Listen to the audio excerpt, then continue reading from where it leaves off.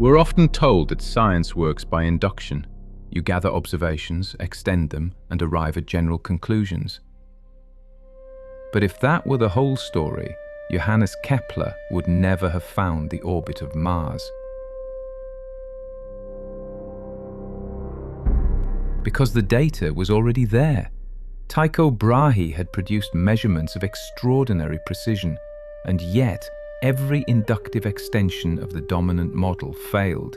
The errors persisted, resisted correction, accumulated in ways that couldn't be absorbed. So Kepler doesn't just infer a better curve from the same data. He changes the space of possibilities. He moves away from the circle, not because induction pointed clearly to the ellipse, but because the circle could no longer sustain a stable, law-like structure. The shift is not from one hypothesis to another, but from one way of organizing what counts as a law to another. This echoes David Hume's worry.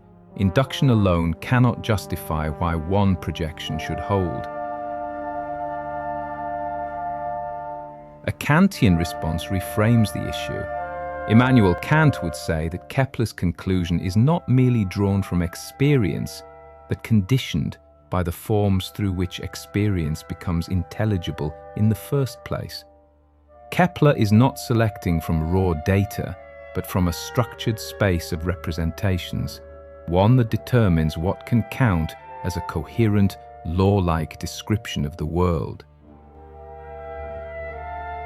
And this is why his framework prevails, not because it is simply more probable, but because it is more stable under variation, more continuous across cases, more capable of absorbing error without collapsing into ad hoc fixes.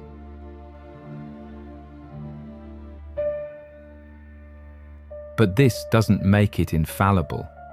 What it shows is something more subtle. Science, at any given moment, represents the best available organization of our conceptual resources. It stands as a kind of sovereign ceiling, not because it cannot be challenged, but because no competing framework at that time can seriously rival its ability to sustain law-like structure, absorb variation, and coordinate prediction.